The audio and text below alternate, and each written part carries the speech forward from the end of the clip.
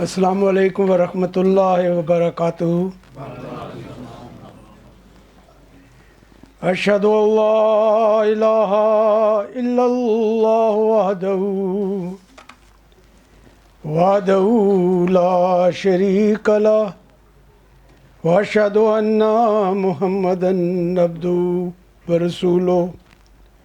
Amma ba'du fa'udhu billahi minash shaitan الرجيم بسم الله الرحمن الرحيم وقال الله تعالى في القرآن الكريم يا أيها الذين آمنوا اتقوا الله حق تقاته ولا تموتن إلا وأنتم مسلمون واعتصموا بحبل الله جميعا ولا تفرقوا واذكروا نعمة الله عليكم إذ كنتم أعداء فألف بين قلوبكم فأصبحتم بنعمتي إخوانا وكنتم على شفا حفرة من النار فأنقذكم منها كذلك يبين الله لكم آياته لعلكم تهتدون ولتكن منكم أمة يدعون إلى الخير ويأمرون بالمعروف وينهون عن المنكر وأولئك هم المفلحون ولا تكونوا كالذين تفرقوا واختلفوا من بعد ما جاءهم البينات أولئك لهم عذاب عظيم. For today's sermon, I've selected a very familiar to all part of the Holy Quran, which I feel is very important for this occasion, on which we have so many people attending the sermon and from so many different countries. It's a great occasion for us, and I decided to talk on these verses so that we may all take back home a message which will be beneficial to our Jamaat. I'm very much aware that I've spoken on this subject many a times in many a countries, but I feel that when God has given us an opportunity to be together under one roof, we should make the best of this opportunity to take back a message and to follow it and practice it so that our worldwide Ahmadi Anjuman Lahore has some standard which they follow. I feel that there are many shortcomings within individual persons, including myself, and these are the times where we can reflect and improve ourselves. That's what the Holy Quran is for. It's a mirror in which we keep seeing our faces and our soul within and see where we have got shortcomings so we can improve them. The verses that I've recited today are the following translated verses. O you who believe, keep your duty to Allah as it ought to be kept, and die not unless you are Muslims.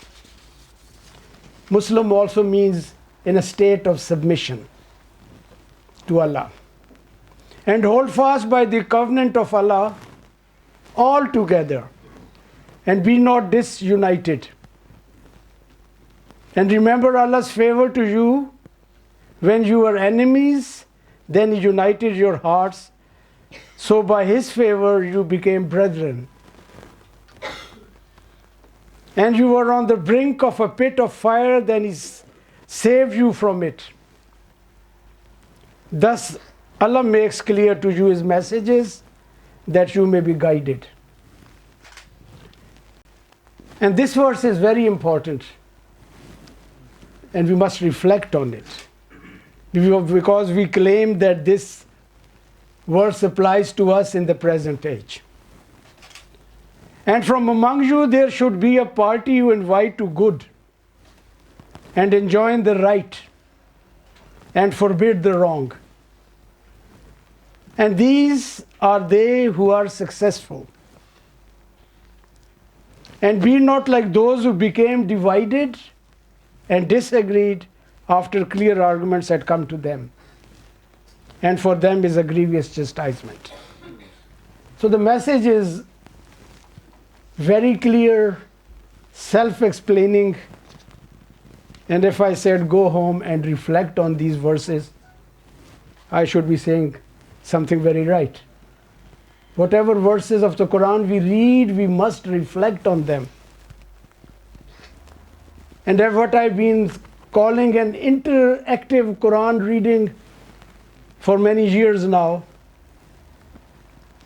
is that read the verses and then interact with the Quran. Am I doing what it is asking me to do, or am I failing in some way? If I am, what steps have I to take to improve myself? Because the Quran has come to us as Hudal lil Muttaqeen, a guidance for those who want to become Muttaqeen.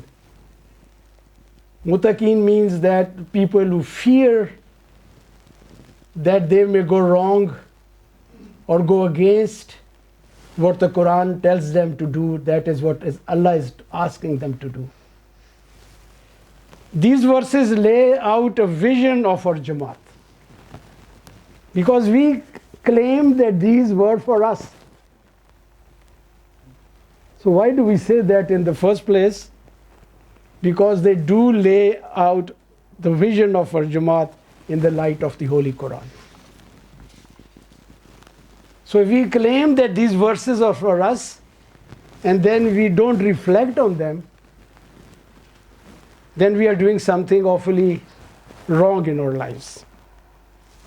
Now, some verses that we get in these Arabic verses, one is taqwa,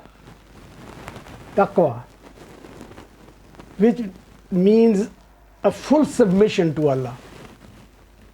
All the commands of the Holy Quran are the commands of our Creator, who has made us, and anybody who makes a thing sends us a guidebook along with it, And if you don't follow that guidebook, we are going to wreck the machinery we are trying to operate. And the life has become so easy and so complicated because of these smartphones and smart everything. But you can have them, but you may not be able to operate them. And a lot of people own the smartphones, but perhaps many of us only use it as a telephone because we've never bothered to read what its functions are and never make the best of it. Similarly, if we don't make the best of the Holy Quran, we are going to wreck the machinery that God has created out of His love for us. So we have to really, really make an effort to follow every bit of the Holy Quran. It's not a choice. We don't say that I'll do this but not do that. I've got plenty of money, I'll give it in the way of the Jamaat, in the way of Islam, but I will not pray because that is a bit inconvenient for me. You have to do everything.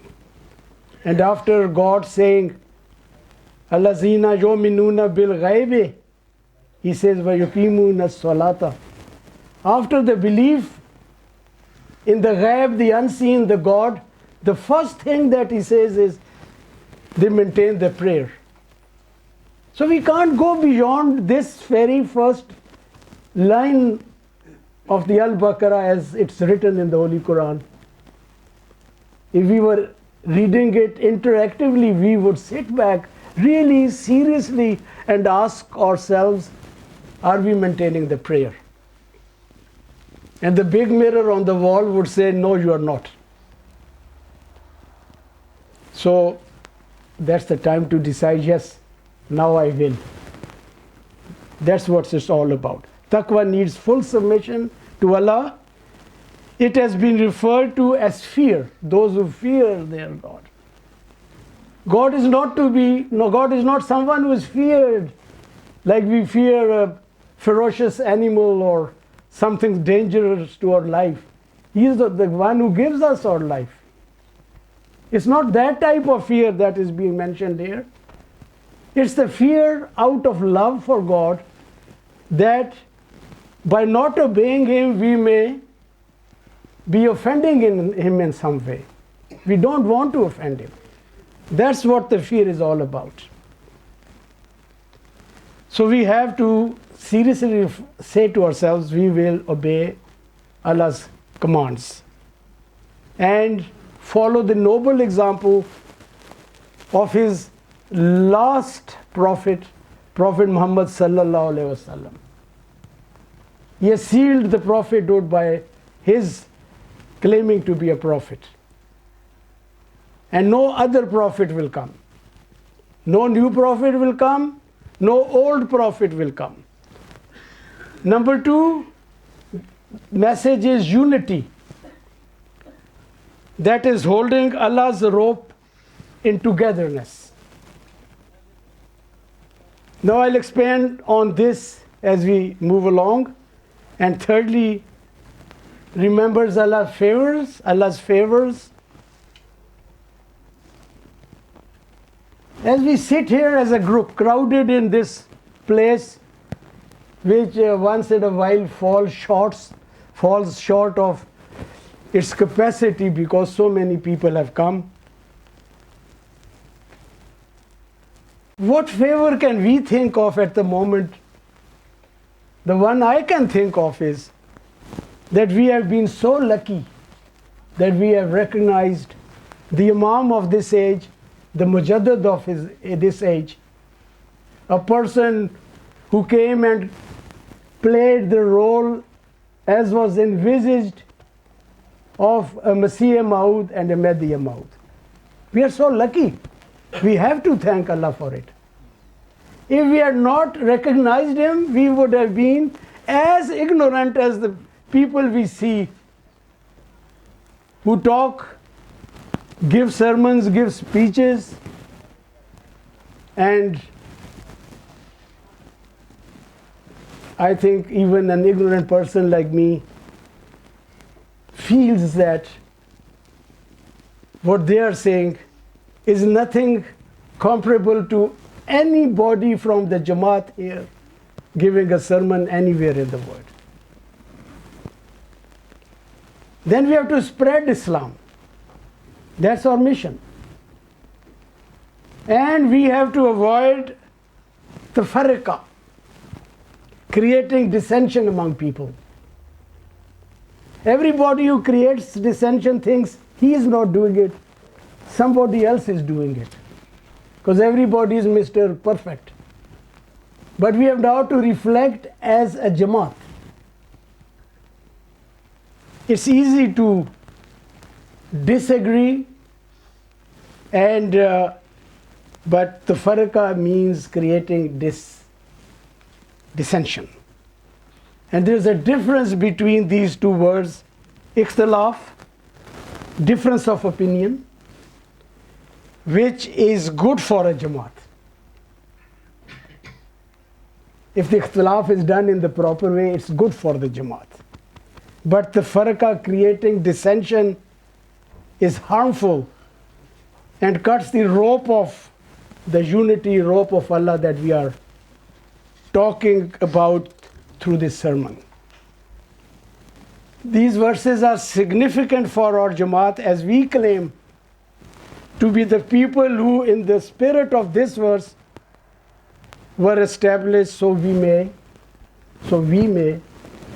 invite people of the world to good and enjoin the right and forbid the evil.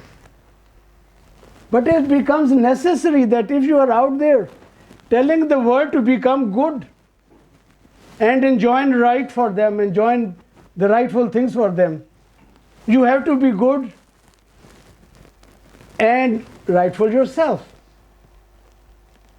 Otherwise, it's utter hypocrisy. If we are out there to forbid wrong, but don't stop the wrong ourselves, it's utter hypocrisy. This honor of such people who are going to spread the good and enjoin the right and forbid the wrong has very fortunately been granted to us, because we have recognized and accepted the Mujaddid and the Imam who was appointed by Allah.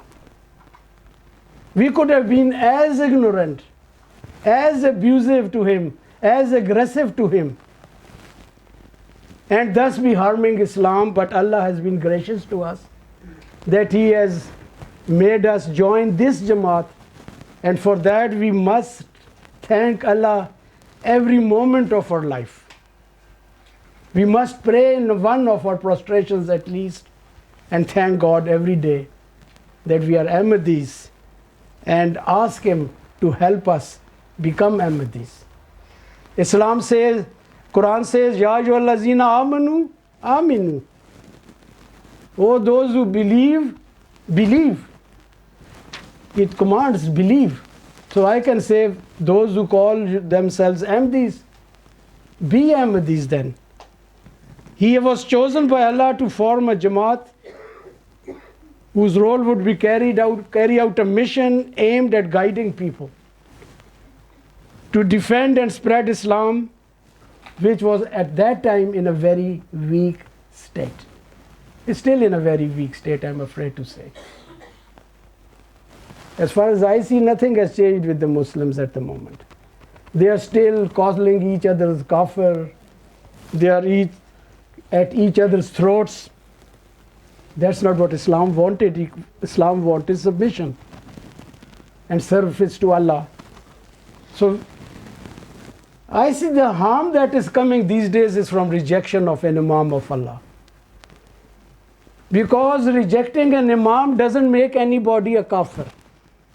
But it's certainly according to the sayings of the Prophet, he says they die in an ignorant state.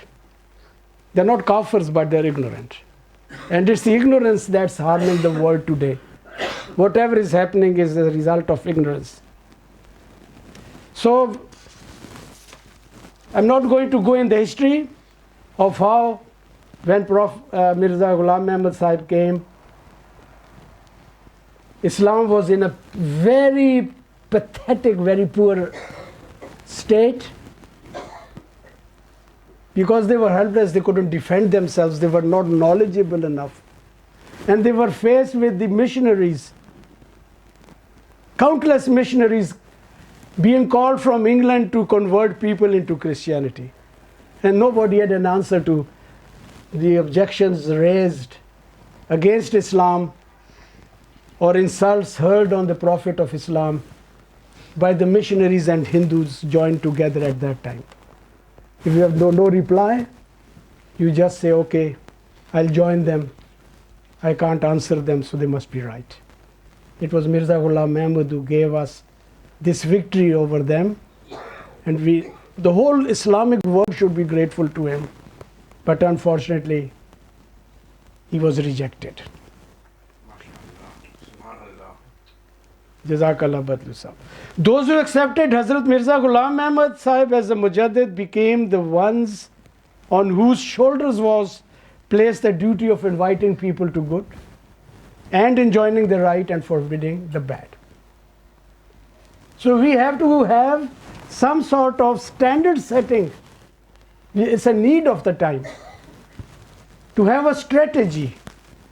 All of us should get together and decide where are we going wrong and how can we improve the situation that we are going through. These verses indicate three main things, and this is Allah's recipe. Allah's recipe for success, or we can say this is Allah's prescription for success and avoiding the failure that we are facing in spite of us being in a position that we can say proudly that we are the only people who believe in the finality of prophethood. Only people. Muslims are waiting for another prophet to come, and those by the majority who also are Ahmadis, we can't say they are not Ahmadis if they say we are Ahmadis, but they also believe in a new prophet. So this is the harm that's happening at the moment. These very few people that are with this Jamaat have to work harder to produce results. This is important. It's not like a convention in UK we attended, it was fun, we went around, we sat, we listened, somebody gave a very good speech, we were very impressed, and then forget about it. It's not a picnic, it was not here for relaxation of the body, it's here for relaxation of the spirit and the progress of the spirit. Our souls have to improve while we sit together. We should feel the closeness that we have amongst ourselves. We are like real brothers and sisters. We have to learn how to practice taqwa. Quran says, as it ought to be practiced. Haqqa tuqatihi, haqqa, haqq. Haqq is as it ought to be practiced. That's how it's translated. But it means much more, doing a thing as it ought to be done. The taqwa should be done as it ought to be done. And to fulfill this action, everybody in a group has to practice it.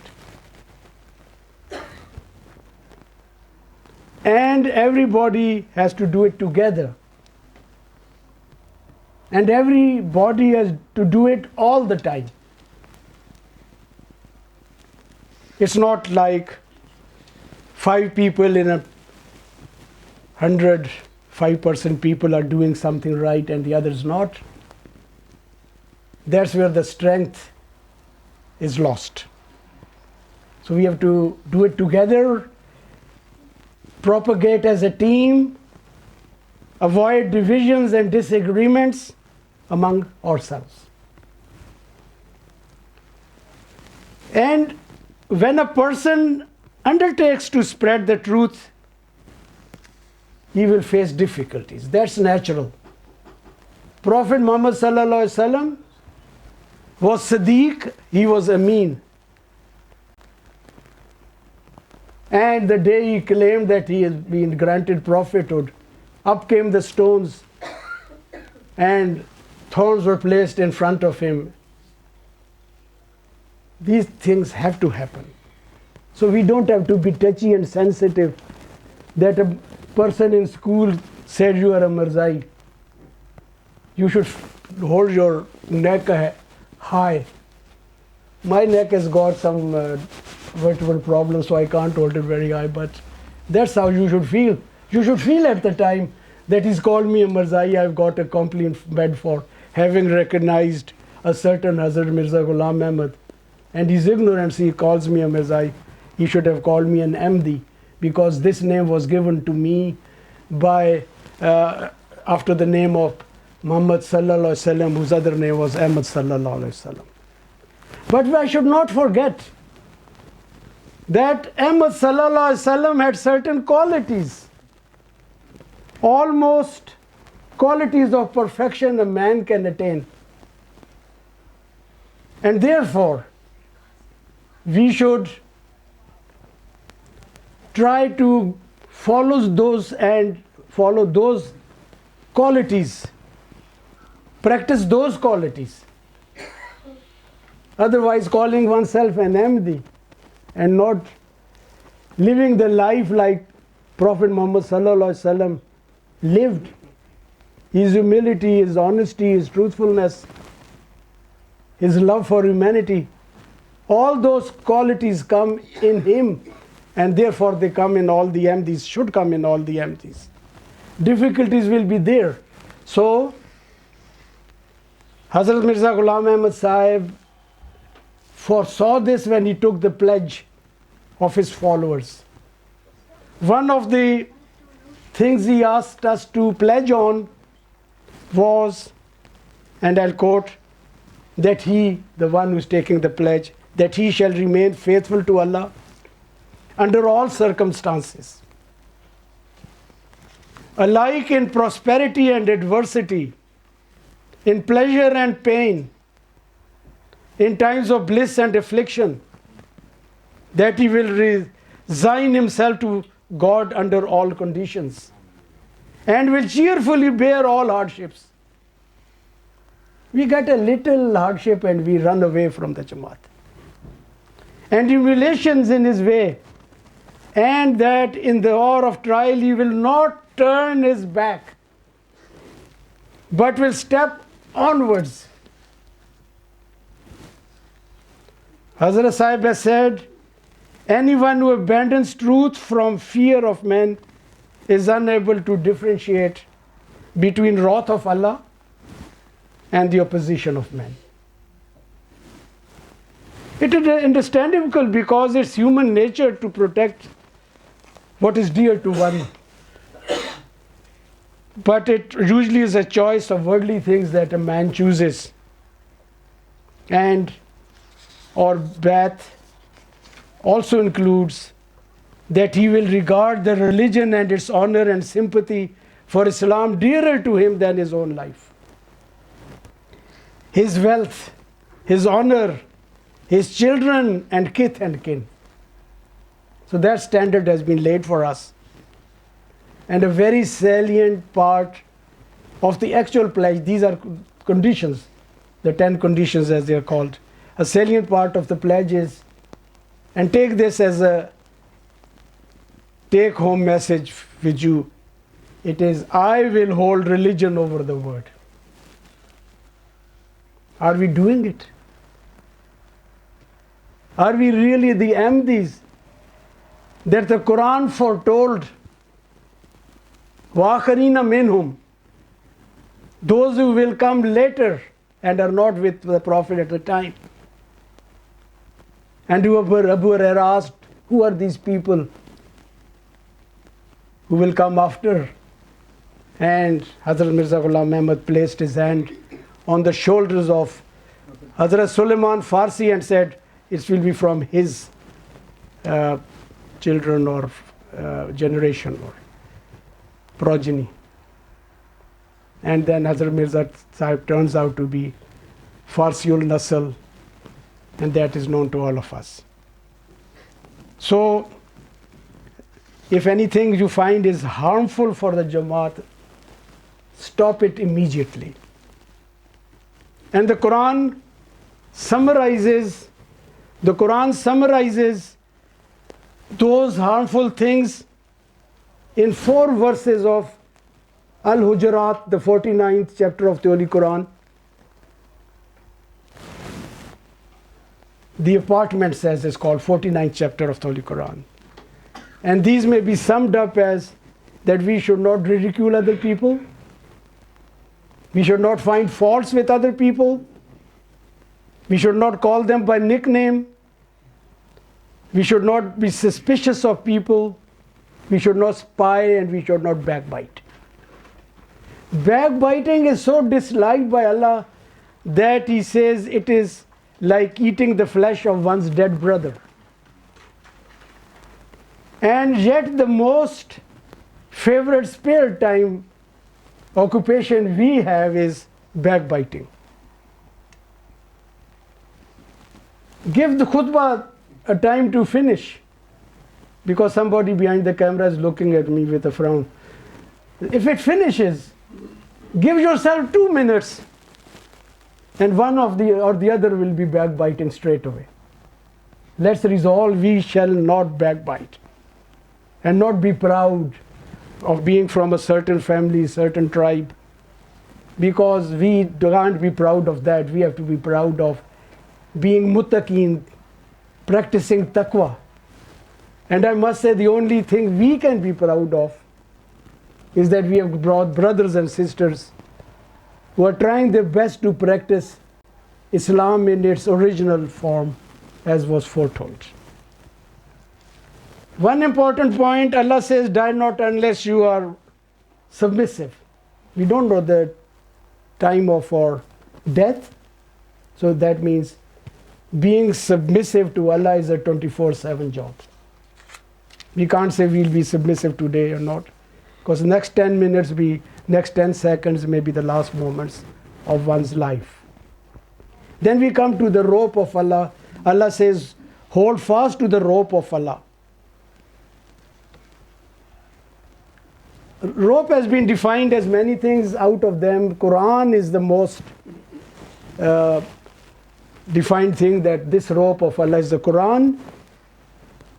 But I would say that Quran, the pledge we take, the kalma of the La ilaha illallah Muhammadur Rasulullah is also a rope, because it gives a definite goal to the Muslims.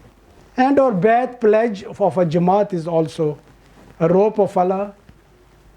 The models we have amongst the prophets, Mujaddids, Awliyaullah and other spiritual leaders, they are also a rope of Allah. So we have to hold fast by that. And why should one say that rope has been used? Rope has got 2 ends. In this case, there's a rope, a spiritual rope. On one hand is a believer, and on the other hand is his Lord. He pulls the man up towards himself. Once Rumi is quoted to have once called a spiritual person, come up to my room and we'll talk. I have to ask you some questions. But don't come from the gates, there are dogs, there are guards, you come up here. So he said, how can I come up here? It's a high palace. And he said, I'll throw you a rope. You come up with the rope, I'll pull you up. And that person went into the king's palace, the room where he was. And he asked him to sit next to him. And he said, how do you people get to Allah? He said, the same way that I've got into your palace. You've thrown me a rope and I am sitting next to you. Don't you believe that Allah can send us a rope? and if we are sincere, He can pull us up to where He is near to Him. And being near to Allah is one of the aim of our lives. When we are dejected and fallen, asfala safilin, into the depth of, into an abyss of evilness after having been created in asanat taqweem, in the best of the makes, then we need also a rope to be pulled out of that abyss that we have fallen into. And then the rope ties us together. Why are we all here together? What made a person from Suriname and many from Holland and America and Pakistan and what other countries, Trinidad and Canada, and they all here? What brought them here? Because they are tied in that rope of togetherness. They are like brothers and sisters. Mirza Ghulam Ahmad Sahib nowhere says, come and accept me as your peer, as your big person amongst you. Here, in the last condition, he says, I'm joining the brotherhood of this ajiz, this humble person. He places himself at a very low level with the person he's taking a pledge of and says, you are joining my brotherhood. He's not sitting on a big couch, a lofty sofa, and asking him, sit there. Once my brother went to visit a friend's brother who was a peer, and he went there, shook his hand and sat on the bed, and they pulled him out and sat him down on the floor. So that's not the type of peer that Mirza Ghulam Ahmad Sahib was claiming to be. He was claiming to be a servant of God who had come to change the people from their present state as human beings and turn them into angels or angel-like, which means sinless people and saints.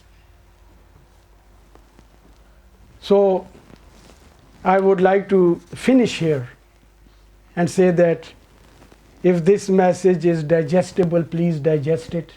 If this message is going to, in your thoughts, improve you, make the best of it, and pray that I do the same, and I pray for you.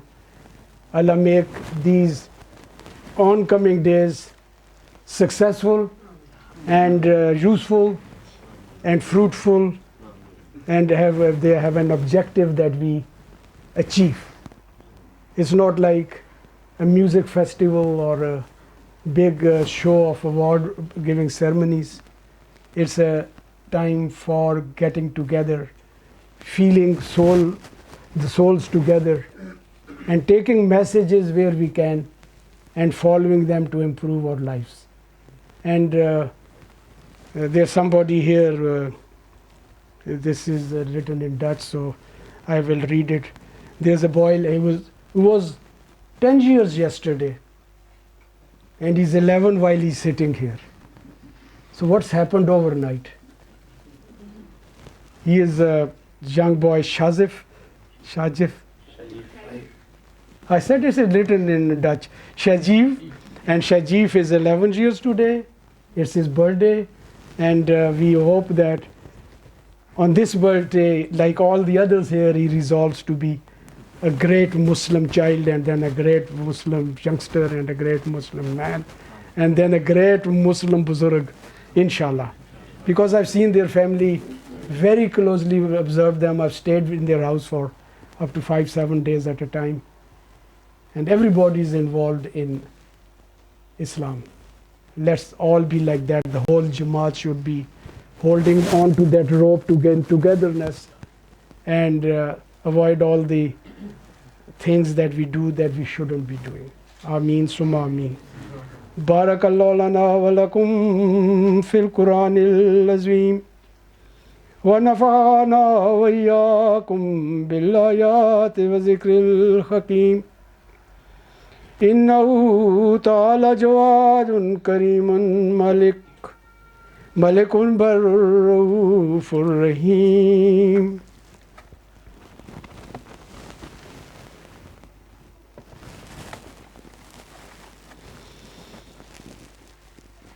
الحمد لله نحمده ونستعينه ونستغفره ونؤمن به ونتوكل عليه ونعوذ بالله من شرور أنفسنا ومن سيئات أعمالنا من يهد الله فلا مضل له ومن يضلله فلا هادي له ونشهد أن لا إله إلا الله وحده لا شريك له ونشهد أن محمدا عبده ورسوله إن الله وملائكته يصلون على النبي يا أيها الذين آمنوا صلوا عليه وسلموا تسليما. Let's all send durood on the Prophet Muhammad sallallahu alaihi wasallam. Allahumma salli ala Muhammadin wa ala ali Muhammad kama sallaita ala Ibrahim wa ala ali Ibrahim innaka Hamidun Majid. Allahumma barik ala Muhammadin wa ala ali Muhammad kama barakta ala Ibrahim wa ala ali Ibrahim إنك حميد مجيد. اللهم انصر من نصر دين محمد صلى الله عليه وسلم واجعلنا منهم واخذل من خذل دين محمد صلى الله عليه وسلم ولا تجعلنا منهم. This prayer that I've just recited, it says that, O God, help those who help the deen of Muhammad and make us from amongst them, and disgrace those who try to disgrace the deen of Muhammad and do not make us from amongst them. This prayer was first asked from God by Hazrat Mirza Ghulam Ahmad of Qadian. It's included in our khutbah, and we just have to wonder, a person who sends such a dua on the Prophet Muhammad sallallahu alaihi wasallam, how can he be a claimant himself of prophethood and insult to the deen of Muhammad? Allahumma ansur man nasara deen Muhammadin sallallahu alaihi wasallam waj'alna minhum wa akhzul man khazala deen Muhammadin sallallahu alaihi wasallam وَلَا تَجَلْنَا مِنْهُمْ. These days we need special prayer for the people of Kashmir. Allah protect them against the cruel people. There's a prayer, رَبَّنَا لَا تُسَلِّطْ عَلَيْنَا مَن لَا يَرْحَمُنَا. O God, do not impose those who will not have mercy upon us, over us. And this is the prayer that we have to ask God, that He protect those people. Ibadillah Rahimakumullah, Inna Allah ya'muru bil adli wal ihsani wa ita'i zil qurba wa yanha 'anil fahsha'i wal munkari wal baghi ya'izukumullahu la'allakum tadhakkarun. Uzkurullaha yazkurkum wad'uhu yastajib lakum wa lazikrullahi akbar. Wallahu ya'lamu ma tasnaun. Aqim as-salah, please make yourselves.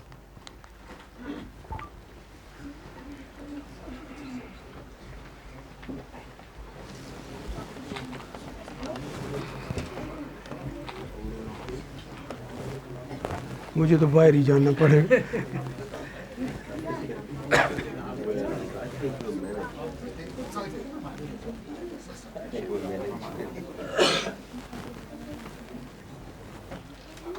I have to be in that room, है ना?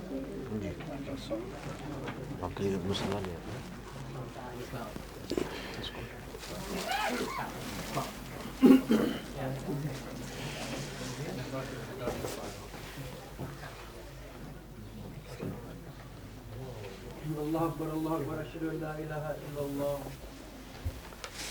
أشهد أن محمدا رسول الله حي على الصلاة حي على الصلاة para قامت الصلاة para قامت الصلاة الله أكبر الله أكبر لا إله إلا الله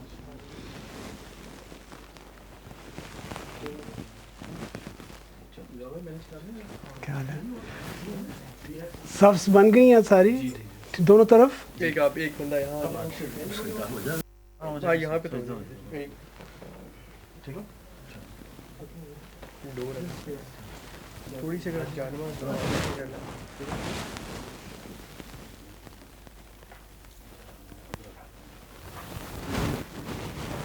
एक से पानी था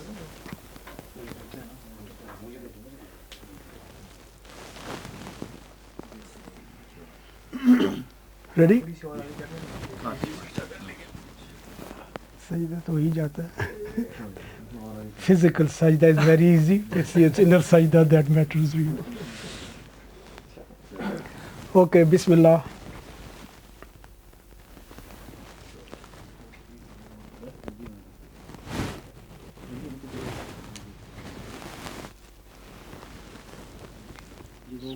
पहले अल्लाहु अकबर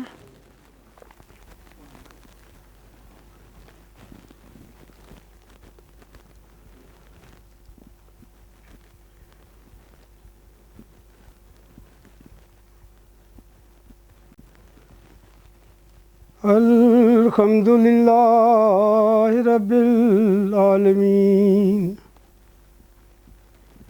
अर्रहमानिर रहीम मालिक यौमिद्दीन इय्याका नअबुदु व इय्याका नस्तईन इहदिनस सिरातल मुस्तकीम सिरातल लज़ीना अनअमता अलैहिम गैरिल मग़ज़ूबि अलैहिम वलद्दॉलीन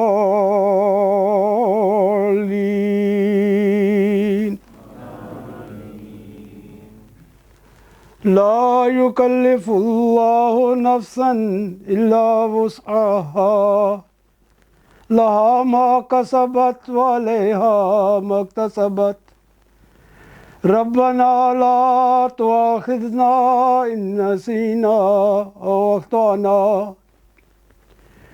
रब्बना वला तहमिल अलैना इसरन कमा हमलतहु अलल लज़ीना मिन क़ब्लिना रब्बना वला तुहम्मिलना मा ला ताक़त लना बिह वाफ़ु अन्ना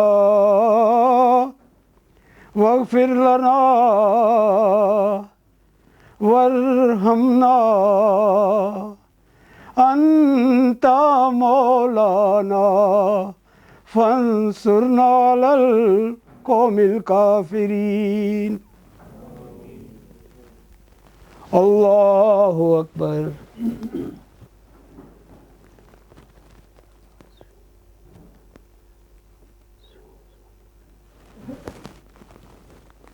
समी अल्लाहु लिमन हमिदा अल्लाहु अकबर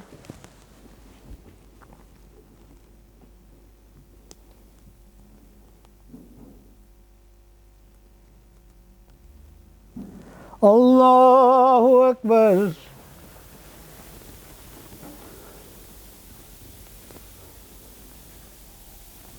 अल्लाहु अकबर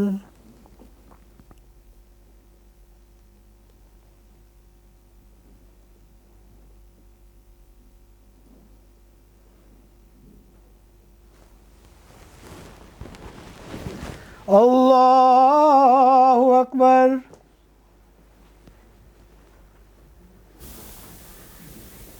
अल्हम्दुलिल्लाहि रब्बिल आलमीन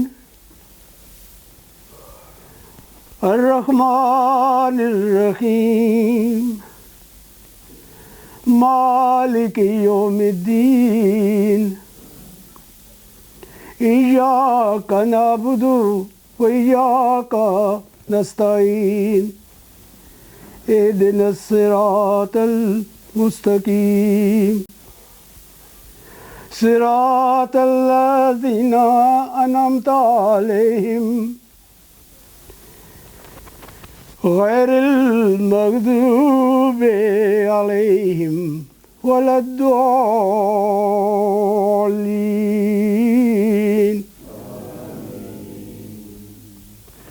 هو الله الذي لا إله إلا هو عالم الغيب والشهادة هو الرحمن الرحيم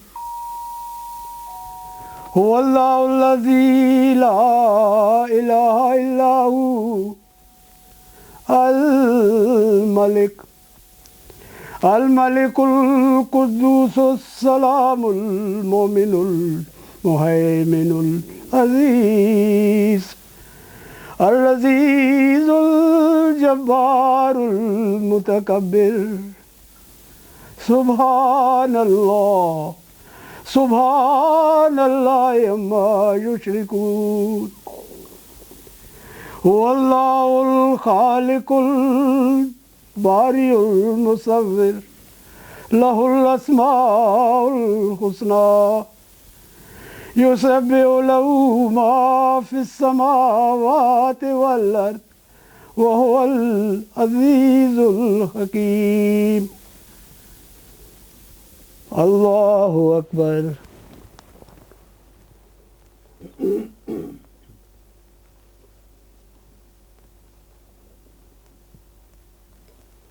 سمع الله لمن حمده الله أكبر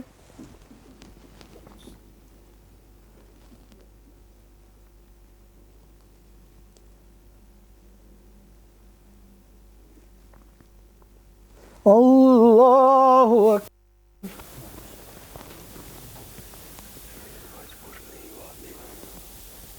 الله أكبر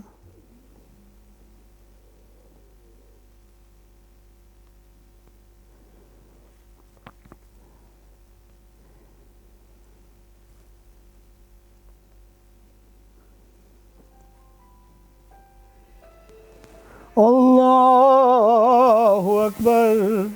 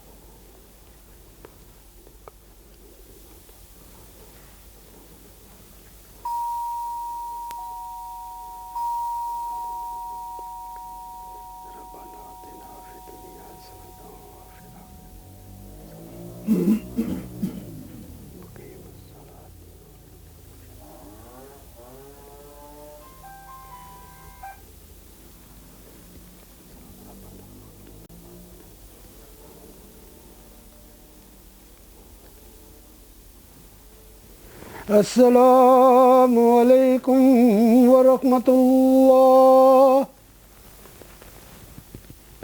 السلام عليكم ورحمة الله أستغفر الله أستغفر الله أستغفر الله اللهم أنت السلام ومنك السلام وعليك يرجع السلام خينا ربنا بالسلام وادخلنا دار السلام تبارك ربنا وتعالى يا ذا الجلال والإكرام رب كل شيء خادمك رب فاحفظنا وانصرنا وارحمنا ربنا لا تسلط علينا من لا يرحمنا آمين.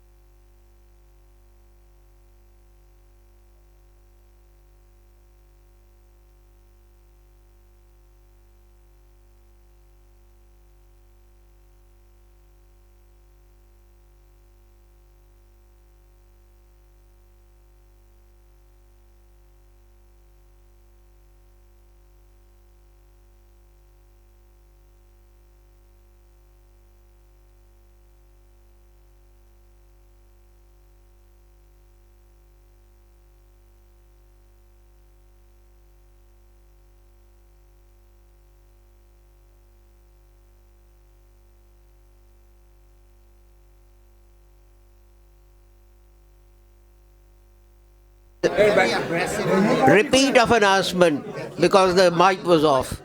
Please make your way into the marquee for lunch, unless you don't want lunch, in which case you can stay here. And we are reassembling here at 3:15, and we'll continue with the program when Sister Khalda will start us with a qasida, and then the rest of the program will start. So we don't have much time, so please, if you can go down.